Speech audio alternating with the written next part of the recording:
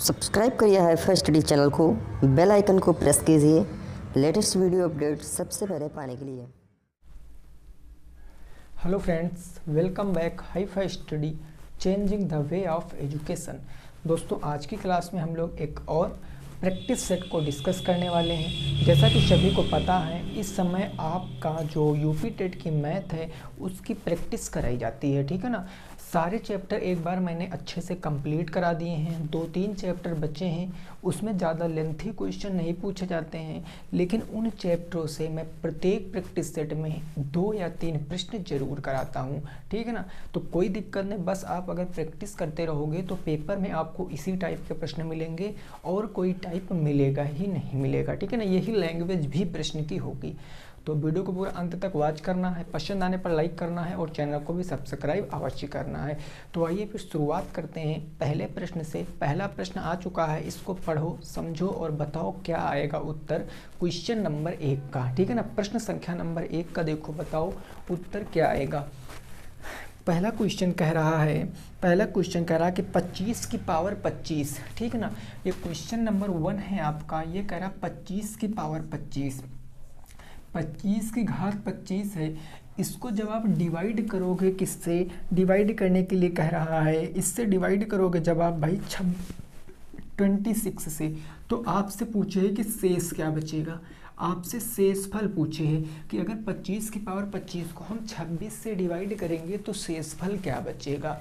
देखो, इस क्वेश्चन को अगर आपको मेथड पता है तो आप बिना लगाए बता सकते हो, और अगर आपको मेथड नहीं पता है तो आप चीज़ों को थोड़ा सा समझो। हम यहाँ पर इसको ऐसे भी तो कह सकते हैं, इसको हम ऐसे कह सकते हैं कि नहीं, ये जो 25 की पावर 25 लिखा है इसको हम कह सकते हैं 26, ये ना कह सकते हैं 26 माइनस 1 की पावर कितनी कह सकते हैं, 25 कह सकते हैं।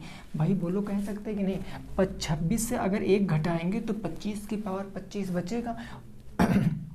सॉरी, इसको हम यहाँ पर 26 है ना, तो हम इसको 25 प्लस में 1 कह सकते हैं। 25 प्लस में 1 का पावर 25, तो 25 को हम ये भी तो कह सकते हैं 25 प्लस 1 की पावर 25। बोलो, कह सकते हैं कि नहीं कह सकते। आप कहोगे हाँ सर बिल्कुल कह सकते हैं। तो अब आप मेरे भाई एक चीज़ को देखो, यहाँ पर बटे क्या करोगे, आप इसको 26 करोगे। आप इसको क्या करोगे, 26। देखो, इतना काम आपने कर लिया, आपने 25 प्लस 1 कर दिया तो ये 26 हो जाएगा। लेकिन इतना आपको करना क्या है, हमेशा आप देखो नीचे हर में जो है 26 आपका हर में है ना, तो आपको यहाँ पर 26 के रूप में तोड़ना पड़ेगा। आप ये नहीं कि जैसे मैंने 25 प्लस 1 लिख दिया 26 आ गया, ऐसे तो सब लोग सोचते हैं। आप यहाँ पर 26 लिखोगे और 26 में कुछ घटा दो कि 25 आ जाए, तो आप कहोगे सर बिल्कुल, अगर मैं 26 में 1 घटा दूंगा तो हमें 25 मिल जाएगा, और ये 26 से 26 टोटल कट जाएगा। बोलो बात क्लियर ना। आप कहोगे हाँ सर बात क्लियर। तो ये हमारा क्या हो जाएगा, ये हो जाएगा 26 की पावर 25 आएगा ना, और माइनस 1 की पावर 25 ये आ जाएगा, और बटे में आपका क्या आ जाएगा, 26 आ जाएगा। तो अगर 26 की पावर 25 है तो 26 अगर पूरा 26 से डिवाइड है तो इसकी पावर चाहे जितनी हो वो भी तो 26 से डिवाइड होगी। भाई एग्जांपल के लिए अगर मैं कह दूं 3 की पावर 2, 3 की पावर 2 अगर 3 से डिवाइड है तो ये बात एकदम 100% तय है कि 3 की पावर 9 भी 3 से डिवाइड होगी, 3 की पावर 100 भी 3 से डिवाइड होगी। अगर पावर वाला पहली कंडीशन फॉलो कर रही है तो आगे कितना भी हो जाए वो सारा फॉलो करेगा। अगर 26 पूरा डिवाइड है तो ये भी पूरा डिवाइड, यानी ये तो पूरा काम खत्म ही हो जाएगा। होगा कि नहीं होगा, आपको कि जी सर बिल्कुल होगा।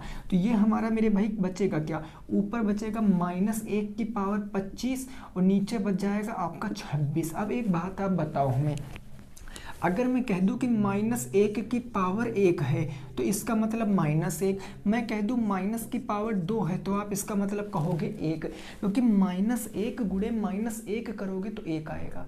आपको पता minus into minus is equal two plus होता है, यानी कि जब 1 की पावर विषम होगी तो उत्तर किस में आएगा, माइनस में आएगा, और जब 1 की पावर सम होगी तो उत्तर किस में आएगा, प्लस में आएगा।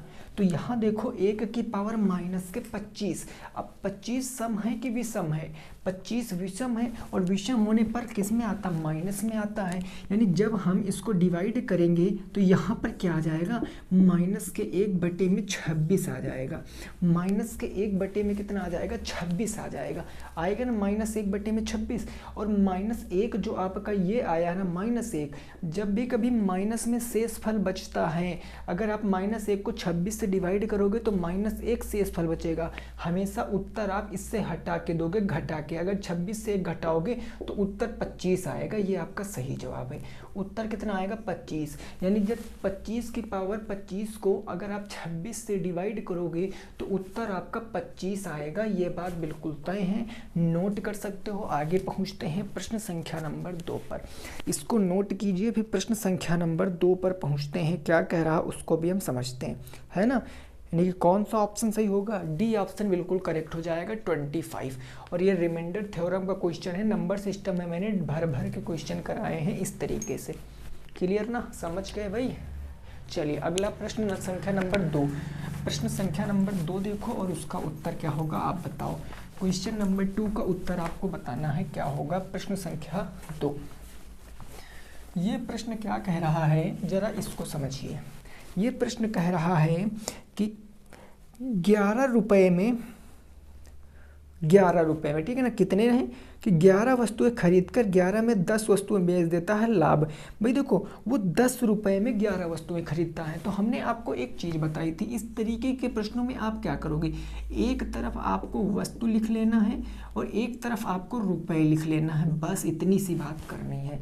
सबसे पहले कितने रुपए में खरीद रहा है भाई, 10 रुपए में 11। तो वस्तुएं 11 खरीद रहा, कितने रुपए में, 10 रुपए में।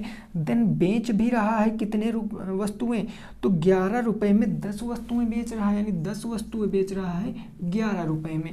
तो आपको पूछे क्या है, आपसे पूछे लाभ प्रतिशत ज्ञात करो, लाभ प्रतिशत ज्ञात करो।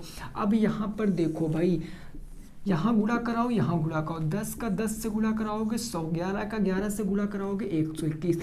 ये हमेशा क्या आता है, सेलिंग प्राइस आता है, ये हमेशा कॉस्ट प्राइस आता है। अगर आपने वस्तुओं को 100 रुपये में खरीदा, 121 रुपये में बेच दिया, तो ये तो मोटा मोटा 21 रुपये का लाभ हो गया। चूँकि प्रतिशत बताना है, प्रतिशत लाभ हमेशा क्रय मूल्य पर निकलता है, और प्रतिशत में बताना इंटू 100 कर देंगे, 100 से 100 खत्म, 21% आपका जवाब होगा। कौन सा ऑप्शन मैच कर रहा है आप बताओ। 21% प्रॉफिट हो जाएगा क्वेश्चन नंबर 2 में। जब आपने 11 वस्तुएं 10 रुपये में खरीदी और 10 वस्तुएं 11 में बेची, तो प्रॉफिट होगा आपका 21% का। क्लियर बात हो गई है। कितना ये आंसर आएगा, 21% आएगा। ये आपका राइट आंसर है, ठीक है ना, 21%। क्लियर।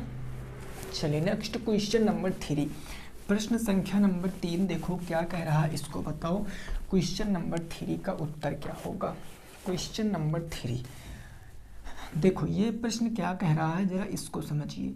ये क्वेश्चन कह रहा है कि 500 रुपए में 2 वस्तु खरीदी गई। मतलब ये जो पहली वस्तु है, ये फर्स्ट प्रोडक्ट है, ये भी 500 रुपए में परचेस किया गया। एंड जो हमारा सेकंड प्रोडक्ट है, ये भी 500 रुपए में परचेस किया गया, दोनों, ठीक है ना। फिर क्वेश्चन कह रहा है कि एक पर 10% का लाभ और दूसरे पर 20% का लाभ पर बेचा गया, तो टोटल लाभ परसेंट कितना होगा। देखो, पहले पर 10% का लाभ, तो अगर मैं पहले पर 10% का लाभ ले रहा हूँ, तो इसका मतलब कि हम कितना लाभ ले रहे हैं, 50 का। ये 50 का प्रॉफिट हो गया। और जब बेचेंगे तो हमें सेलिंग प्राइस क्रय मूल्य जोड़कर, यानी 500 रुपये और जोड़ेंगे, तो हमारा क्या आ जाएगा, फाइनली 550 रुपये आ जाएगा। यानी एसपी क्या आ जाएगा, 550 रुपये आ जाएगा पहले का, है ना, पहले प्रोडक्ट का। देन सेकंड कह रहा है कि इस पर 20% का लाभ। अब 500 का आप 20% निकालो, तो 0 से 0 खत्म, 20 पंचे कितना हो गया, 100 हो गया। ये लाभ आया। अब हमको विक्रय मूल्य पता करना है, तो हम इसमें 500 जोड़ देंगे, तो ये कितना आ गया, 600 आ गया। यानी दोनों वस्तुएं आपने बेची कितने में, 6 5 11, और 1150 रुपये में आपने दोनों वस्तुओं को बेचा। और दोनों को आपने खरीदा कितने में था, 500 500 1000 में आपने खरीदा था। अब 1000 में खरीदा और 1150 में बेच दिया, आपको प्रॉफिट हो गया। भाई प्रॉफिट इज इक्वल टू क्या होता है, सेलिंग प्राइस माइनस के कॉस्ट प्राइस। सेलिंग प्राइस कितना है 1150 और कॉस्ट प्राइस कितना है 1000। तो मैं आपसे पूछूं प्रॉफिट कितना होगा, आप कहोगे 150 का होगा। चूंकि प्रतिशत पूछे तो प्रॉफिट लॉस हमेशा क्रय मूल्य पर यानी 1000 पर, तो ये हमारा क्या आ जाएगा 1000 इंटू क्या हो जाएगा हमारा 100। ये 2 जीरो से 2 जीरो, 1 जीरो से 1 जीरो, क्या आ जाएगा 15% का लाभ होगा। 15% का लाभ क्या कोई ऑप्शन में है भाई, 15% का लाभ कौन सा ऑप्शन करेक्ट, ऑप्शन बी बिल्कुल करेक्ट होगा। ऑप्शन बी बिल्कुल करेक्ट हो जाएगा। कितने परसेंट का लाभ, 15% का लाभ। आपसे पूछे ना तो लाभ प्रतिशत कुल, तो कुल पे आपको 15%। क्लियर बात हो गई ना। क्वेश्चन नंबर 3 का आंसर कितना आएगा, 50% will be the correct answer. Okay, चलिए नेक्स्ट क्वेश्चन नंबर 4, प्रश्न संख्या 4 देखते हैं क्या कह रहा है, उसको भी जरा समझते हैं और आप उत्तर बताने की कोशिश करना क्वेश्चन नंबर 4 की। यह प्रश्न कुछ इस प्रकार है कि 50 वस्तुओं को क्रय मूल्य 40 वस्तुओं के विक्रय मूल्य के बराबर है, लाभ और हानि बताना है। देखो ऐसा क्वेश्चन एक तो पक्का है पेपर में आएगा। देखो कितने वस्तुओं का क्रय मूल्य, तो 50 वस्तुओं का क्रय मूल्य मतलब सीपी, 40 वस्तुओं का विक्रय मूल्य आपस में क्या है बराबर यानी एसपी। और हमने आपको हर एक क्लास में बता रखा कि का मतलब होता है गुणा ये 50 और ये हो जाएगा सीपी बराबर 40, का मतलब गुणा ये हो जाएगा एसपी। तो मैं आपसे पूछूं कि कॉस्ट प्राइस से सेलिंग प्राइस का अनुपात क्या होगा।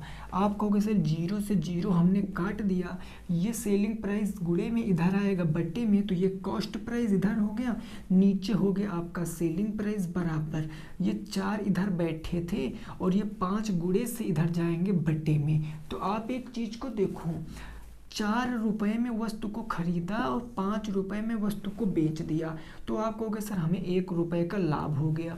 और 1 रुपए का लाभ किस पर हो गया, 4 पर, क्योंकि क्रय मूल्य 4 है। प्रतिशत में बताना है इंटू 100, 4 से काटेंगे तो 25% का प्रॉफिट होगा। इस केस में क्वेश्चन नंबर 4 का आंसर क्या आएगा, 25% प्रॉफिट, 25% का लाभ हो जाएगा। और ये ऐसे क्वेश्चन होते हैं जो हमें फ्री के नंबर देकर जाते हैं। अगर एक बार आपने इन क्वेश्चनों पे पकड़ बना लिया तो मान लीजिए फ्री के नंबर हैं। इसमें कंसेप्ट कुछ लगता ही नहीं है, बस जो कंस्टिट्यूशन कह रहा है उसी के अकॉर्डिंग आप करिए, रेशियो निकाल लीजिए और आंसर बता दीजिए। क्लियर, कितना 25%।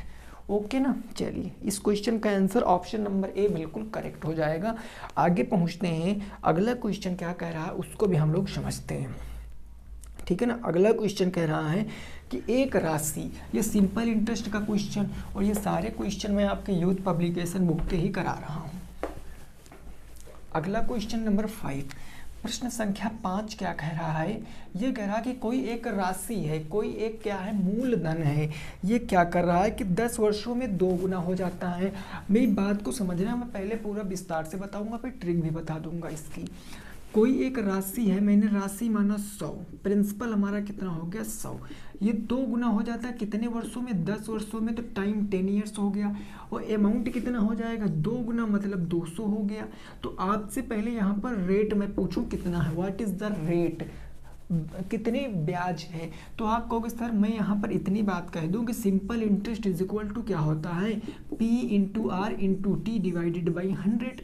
भाई कोई 100 रुपये लिया था, आपने 200 रुपये वापस किया, तो ब्याज कितना दिया, तो आप कहोगे सर ब्याज हमने 100 रुपये का दिया, क्योंकि 200 माइनस 100 बराबर 100, और प्रिंसिपल कितना है 100 का है। रेट कितना है पता नहीं सर, टाइम कितना है 10 वर्ष, और डिवाइडेड बाई कितना हो जाएगा 100। ये 100 से 100 खत्म, 10 से काटेंगे 10 टाइम्स में, तो रेट कितनी आ जाएगी 10% वार्षिक। रेट कितना आएगा 10% वार्षिक आ जाएगा। अब क्वेश्चन कह रहा है कितने वर्षों में वही 3 गुना हो जाएगा, जहाँ पर अभी वो 2 गुना हो रहा था ना। अब रेट हमें पता चल गई कितनी है 10% है, रेट हमें 10% है, और हमें T2 बताना है, दूसरा समय बताना कितने वर्षों में, और कितने गुना हो जाएगा 3 गुना हो जाएगा, तो 3 गुना हो जाएगा। फिर से यही केस लगाएंगे तो simple interest is equal to P into R into T divided by क्या हो जाएगा 100 हो जाएगा। राशि हमारी निश्चित है, राशि में कोई परिवर्तन नहीं हो रहा, लेकिन वो पहले 2 गुना हुई, अब दूसरे केस में वो 3 गुना हो रही, तो हमें ब्याज कितना मिल जाएगा 200 रुपये ब्याज मिल जाएगा। प्रिंसिपल हमारा 100 ही था, रेट हमने निकाल लिया 10%, टाइम हमें बताना है तो हम टी की वैल्यू निकालेंगे और डिवाइडेड बाई 100 कर देंगे। 100 से 100 काटा, 0 से 0 काटा, टी बराबर क्या गया 20 वर्ष। ये तो हो गया एक मेथड, ये एक मेथड हो गया। जिनको कुछ भी नहीं पता है वो इस तरीके से लगा सकते हैं, ये पहला मेथड हो गया।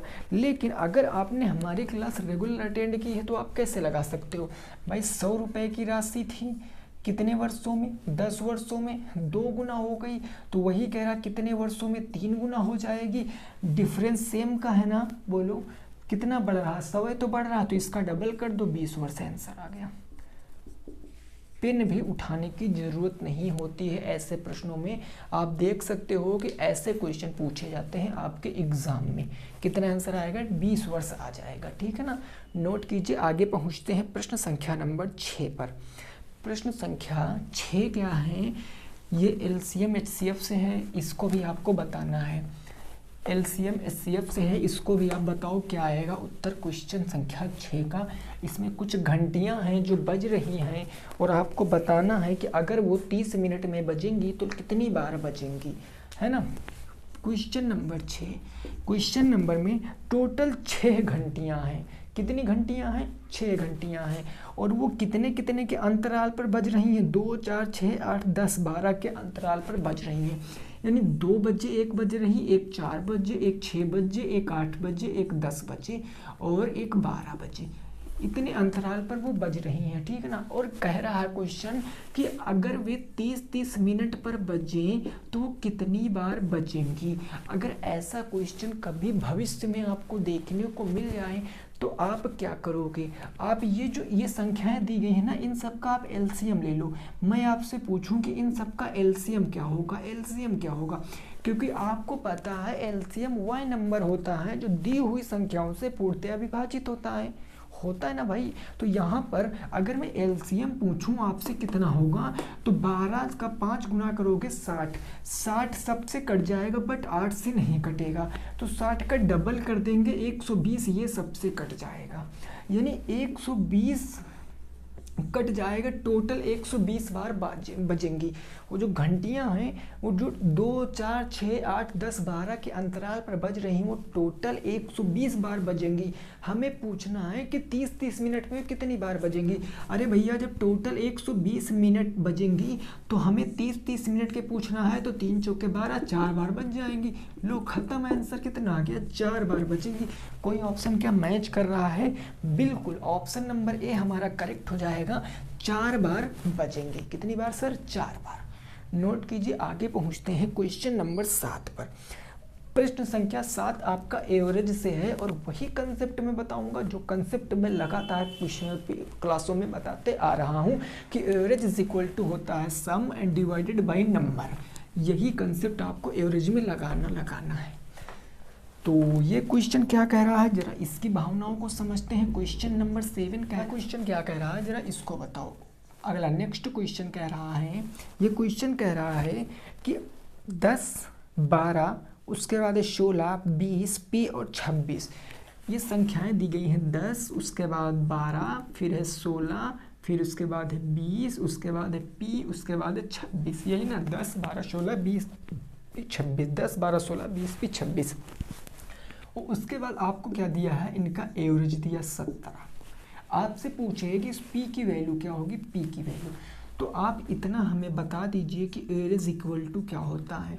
आपको पता है कि कुल योग हम कह सकते हैं ना, और बटे हम कुल संख्या कह सकते हैं। इतने में किसी को तो कोई डाउट होना ही नहीं चाहिए। कितनी बार ये फार्मूला बताया, एवरेज कितना 17, इसके स्थान पर 17 बराबर के, इनको जोड़ोगे आप तो 20, 20, 40, 10, 50, 60, 70, हमने संख्याओं को जोड़ी 70, 70 6 76, 76 6 82, 82 तो कितना हो गया 84, ये 84 हो गया। और यहाँ क्या बचा आपका p बच गया, हमने p ऐड कर दिया बटे सम के बाद क्या आएगा आपका कुल संख्या कितनी 1 2 3 4 5 6, हमने 6 कर दिया। अब आप इजीली सॉल्व भी कर सकते हो, 17 छक्का 102, ये 84 प्लस में इधर आ जाएगा माइनस में, तो बराबर बच जाएगा p। तो आप मोटा मोटा आराम से घटा के बता सकते हो कि कितना उत्तर आएगा, 18 4 22 आएगा। यानी कि अगर मैं यहाँ पर 12 से 4 जाएगा तो 8 बचेगा, 9 से 8 जाएगा तो 1, यानी p कितना रहा होगा सर 18 रहा होगा। ये आपका राइट आंसर है, 18 क्या है आपका राइट आंसर है। एवरेज का सारे क्वेश्चन इसी फार्मूले पर डिपेंड करते हैं, वो चाहे कितना भी टफ क्वेश्चन बना दे एग्जामिनर, यही फार्मूला आपको यूज करना है। बहुत ही कह लें तो जान होता है ये, बाकी आपको बताएंगे कई लोग कई तरीके से, मैं आपको यही फार्मूला बताऊंगा, ठीक है ना। तो क्वेश्चन नंबर 7 का उत्तर कितना आएगा, तो वो 18 आ जाएगा। क्लियर बात ना। चलिए अगला प्रश्न संख्या नंबर 8 देखते हैं, इसका उत्तर क्या आएगा। आ चुका है, जरा बताओ। नेक्स्ट क्वेश्चन आ चुका है, जरा इसका उत्तर बताओ क्या होगा। क्वेश्चन नंबर 18 क्या कह रहा है, इस 8 क्या कह रहा है, इसको आपको बताना है। ये कह रहा है किसी भिन्न के अंत में 20% की वृद्धि और हर में 5% की कमी कर दी जाए तो नई भिन्न का मान 5/2 हो जाता है। प्रारंभिक भिन्न बताइए। देखो इसको अगर मैं आपसे एक सीधे तरीका मैं आपको बता रहा हूँ, ठीक है ना। पहले ऐसे क्वेश्चनों को आप ऑप्शन से करने पर जाएंगे, XYZ आप बिल्कुल भी नहीं मानेंगे। आप कहोगे सर कैसे। देखो भाई, अगर मैं ऑप्शन नंबर 1 की बात करता हूँ तो पहला ऑप्शन कितना आपका 24/9, 24/9 ये आपका पहला ऑप्शन है। अब कुछ लोग कहेंगे कि सर अगर हम हर में कितने की वृद्धि कर रहे हैं मेरे भाई, हर में हम वृद्धि कर रहे हैं 20% की, हम 20% की वृद्धि हर में कर रहे हैं, अंश में कर रहे हैं 20% की वृद्धि, अंश में 20% की वृद्धि और हर में 5% की कमी कर रहे हैं, हर में 5% की कमी कर रहे हैं। अब देखो, अब कुछ लोग कहेंगे सर हमें 20% 5% निकालने में काफ़ी ज़्यादा प्रॉब्लम होगी, पॉइंट में आएगा। मेरे भाई रेशियो में आप किसी भी एक नंबर से गुणा कर सकते हो, किसी भी एक नंबर से भाग कर सकते हो, उससे कोई प्रभाव नहीं पड़ता है। अगर मैं इसमें दोनों में 10 से गुणा करा दूं, मेरी बात को समझ, तो 10 से गुणा कराने का मतलब एक एक जीरो हम लगा लेंगे, तो एक जीरो ऊपर लगा लेंगे, एक जीरो नीचे लगा लेंगे।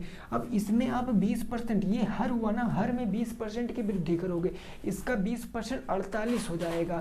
24% अगर 10 है भाई, 240 का 10% 24, तो 20% 48, और 240 में अगर 48 जोड़ोगे तो 200 कितना आएगा 88 आ जाएगा, ठीक है ना। और 90 का 5%, 10% 9 है तो 5% कितना आएगा 4.5 आएगा, 4.5 आएगा कि नहीं आएगा, तभी ना 9 का आधा 4.5 ही तो होता है। तो अगर 90 में 4.5 जोड़ोगे तो आपको पता है 94.5 आएगा। ये घटाना है, तो इसमें अगर 4.5 घटा दोगे तो 0.5 हमने घटाया तो 84.5 से कितना हो गया 85 हो गया ना, और ये हो गया 85.5। अब इसमें अगर 4.5 जोड़ दोगे तो 90 आ जाएगा। यहाँ पर हुआ है मेरे भाई 5% की कमी, और यहाँ पर क्या हुआ है 20% की वृद्धि हुआ, ठीक है। पहले चीज़ों को समझना, फिर मैं बता दूंगा कैसे लगाओगे। अब आपको पता है अगर मैं इसको सॉल्व करूंगा तो ये कभी इस फॉर्म में नहीं आएगा जो आपको डाटा दिया क्वेश्चन में डाटा इतना दिया कि 5/2, तो क्या 5/2 के फॉर्म में आ सकता, हमें तो नहीं लगता आएगा। अगर आप दशमलव लगा के जीरो बढ़ाओगे तो देख लो 8×45 कभी नहीं आ सकता, 8 दूनी 16। तो ये पहला ऑप्शन तो हमारा गलत हो रहा है।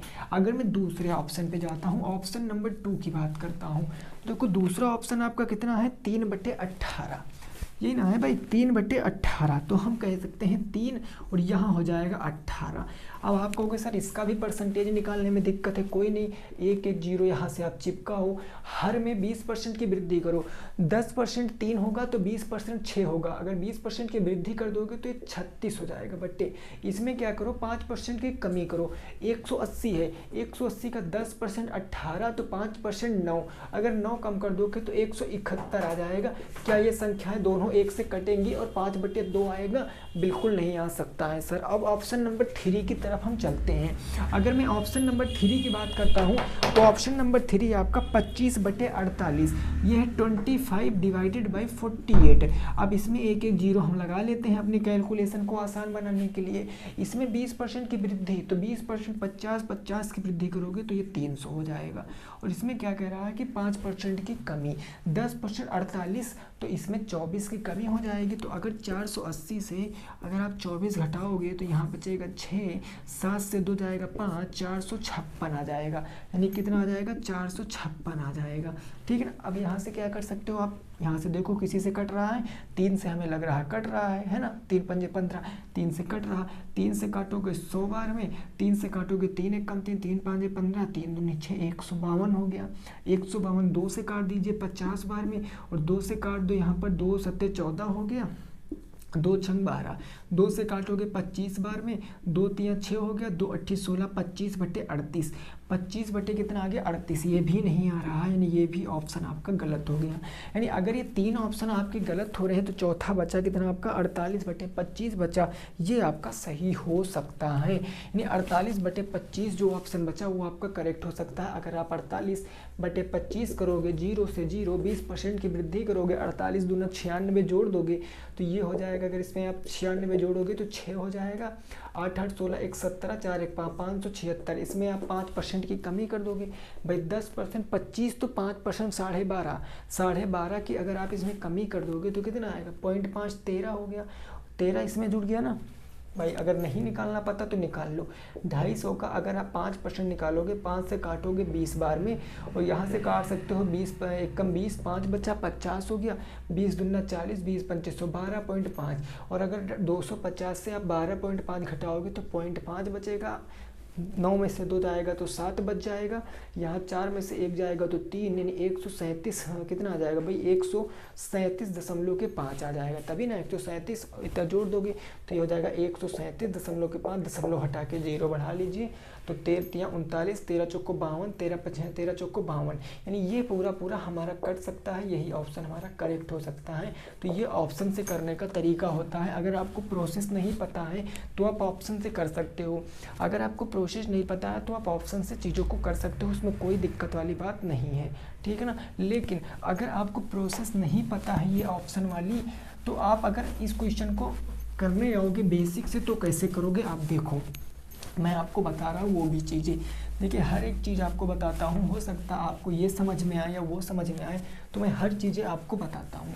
अगर मैं भिन्न को x बटे में y मान लूँ तो अंश में कह रहा 20% की वृद्धि तो प्लस के 20% कर देंगे, और हर में क्या कह रहा 5% कमी माइनस के 5%, तो परसेंट से परसेंट तो कट जाएगा, इसको लिखने की ज़रूरत ही नहीं है। और मूल भिन्न कितनी हो जा रही है? मूल भिन्न कितनी हो गई भाई बताओ? 5/2 हो गई, तो 5/2 हो गई। अब यहाँ से 2x प्लस में 20 दूना 40 बराबर में 5y माइनस के 5 पंजे के हो गए 25 हो गया।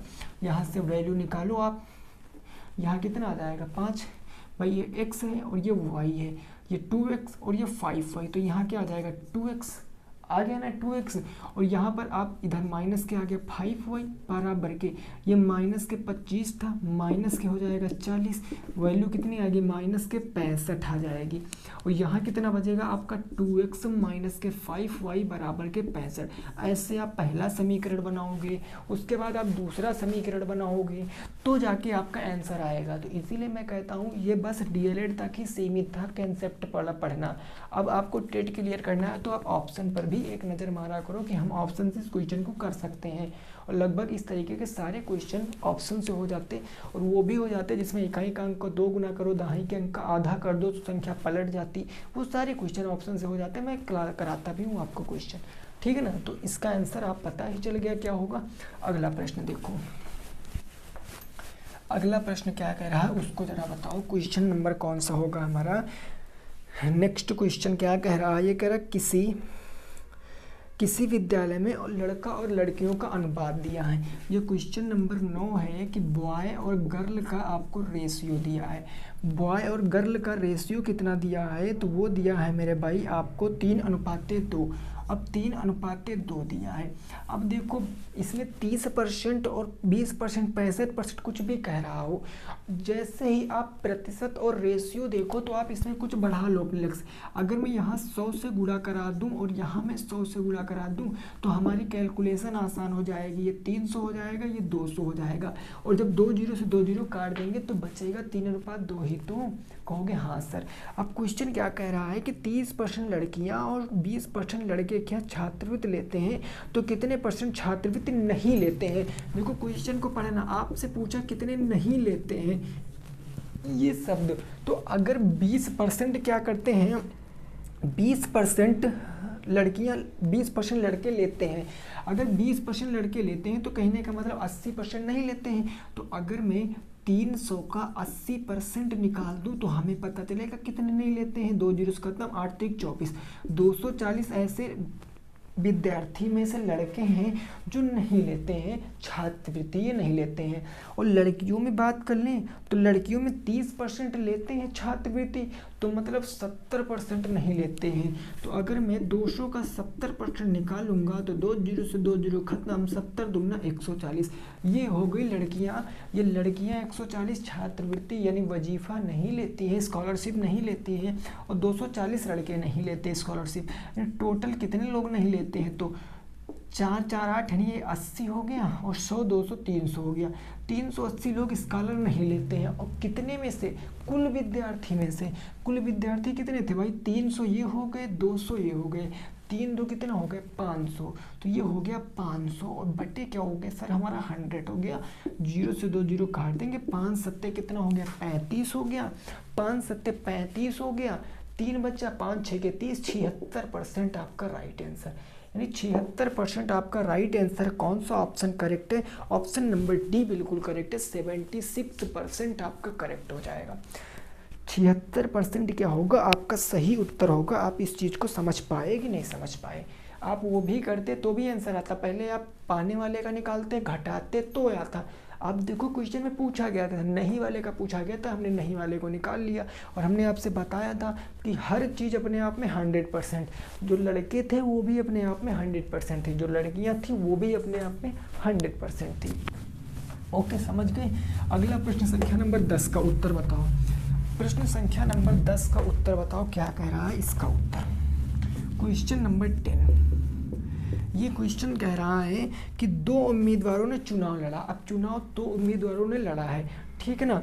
और उसमें क्या हुआ कि एक उम्मीदवार को 507 वोट मिले, वो 65% वोटों को कुल संख्या कितनी है, अच्छा 65% थे, यानी उसको कितने वोट मिले 507 वोट मिले। देखो अगर मैं कह दूं कि चुनाव पूरा 100% पे होगा, तो अगर जीतने वाले को 65% मिल गए तो हारने वाले को 35% मिलेंगे। 65 5 70, हाँ हारने वाले को, ये हारने वाले को मिले और ये किसे मिले, जीतने वाले को मिले। लेकिन क्वेश्चन कह रहा है कि जीतने वालों को 65% तो मिले हैं, साथ में वो 507 वोट पाया है, यानी इस 65% की वैल्यू कितनी है 507। आपसे कुल वोट पूछे 100% की value, 100 is equal to 507 divided by 65 is equal to 100। 13 से काट देंगे, 13 है 5 से 13 बार, 5 से 20 बार, 13 26, 13 तियाँ 39। भाई देखो 13 तियाँ कितना हो गया 39 हो गया। अगर 39 1 40, 10 50 11, 13 नवैया 117, तो 39 दुना कितना 2 9 18, 1 2 3 6 1 780 आपका करेक्ट जवाब। 780 आपका सही जवाब। 780 कोई ऑप्शन मैच कर रहा है, जरा बताओ। ऑप्शन नंबर सी बिल्कुल करेक्ट है, 780। 780 क्या होगा आपका सही जवाब होगा प्रश्न संख्या 10 का। 780 आपका सही जवाब होगा। क्लियर, नोट कर लिया ना इन चीज़ों को। चलो आगे पहुँचते हैं प्रश्न संख्या नंबर 11 पर। प्रश्न संख्या 11 क्या कह रहा है, जरा उसकी भी बातों को समझिए। क्वेश्चन नंबर 11, प्रश्न संख्या 11, ये देखो प्रश्न क्या कह रहा है।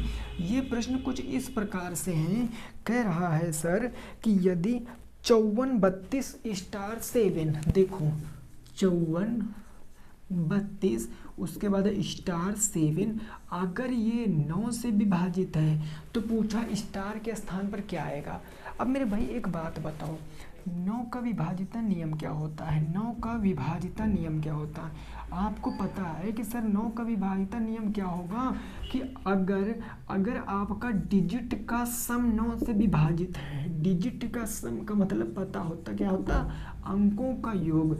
अगर अंकों का योग 9 से विभाजित है तो संख्या कितनी भी बड़ी हो वो भी 9 से क्या होगी? विभाजित होगी।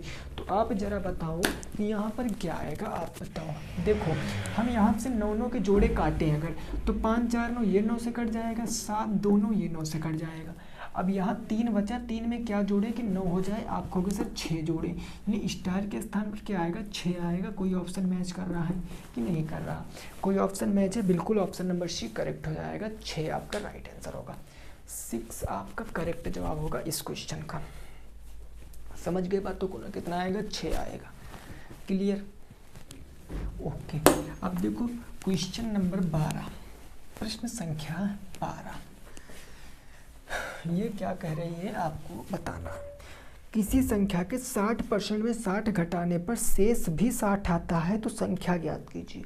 देखो किसी संख्या के 60% में अगर आप 60 घटा, तो मैं कहता हूँ XYZ की तो बात ही मत करो। 60% पता है, 60% का भिन्न मान 60/100, 20 3 60, 20 5 100। अगर ये मैं संख्या मान ले रहा हूँ तो इसका 60% 3 ही तो होगा। तो अगर मैं संख्या का 60% संख्या में घटा दूं तो क्वेश्चन कह रहा है कितना प्राप्त हो रहा है? 60 ही प्राप्त होता है। तो आपसे संख्या बताना है। अब देखो सर 5 में से 3 गया तो 2 की वैल्यू अगर 60 है तो 1 की वैल्यू 30 नहीं होगी, 2 से काटेंगे 30 बार में। आपसे संख्या पूछे 5 की वैल्यू, तो 5 की वैल्यू 30 × 5, 5 3 15, 150। इससे भी आसान क्या कुछ करोगे? 150 कोई ऑप्शन में है? बिल्कुल ऑप्शन नंबर बी क्या होगा? करेक्ट होगा। ऑप्शन नंबर बी क्या होगा? बिल्कुल करेक्ट हो जाएगा। ठीक है ना? तो ये हमारा जो था प्रैक्टिस सेट, इसको मैंने सॉल्व कर लिया। टोटल 12 क्वेश्चन मैंने आपको सॉल्व कराए और अच्छे क्वेश्चन थे। तो उम्मीद करते हैं आपको ये चीज़ें समझ में आई होंगी। अगर समझ में आई हैं तो वीडियो को लाइक कर देना, शेयर कर देना और चैनल को क्या कर लेना? सब्सक्राइब भी कर लेना। ठीक है ना? मिलेंगे नेक्स्ट क्लास में कल। तो ऐसे ही क्वेश्चनों के लिए आपको ज़रूर आना है। जिस भी चैप्टर में आपको डाउट लग रहा है कि सर हमें इसमें दिक्कत है, हम इस चैप्टर के क्वेश्चन नहीं लगा पा रहे हैं, तो आप कमेंट करना। मैं आपको परीक्षा के पहले बहुत विधिवत तरीके से वो चैप्टर बिल्कुल क्लियर करा दूंगा। चाहे वो मेंसुरेशन हो, 2D 3D में से कुछ भी हो, ज्योमेट्री हो या अर्थमेटिक का कोई भी आपका चैप्टर हो, मैं सारे चैप्टर क्लियर कराऊंगा। तो ठीक है, सभी साथी रखेंगे अपना ख्याल। मिलेंगे कल की वीडियो में। जय हिंद, जय भारत और वंदे मातरम।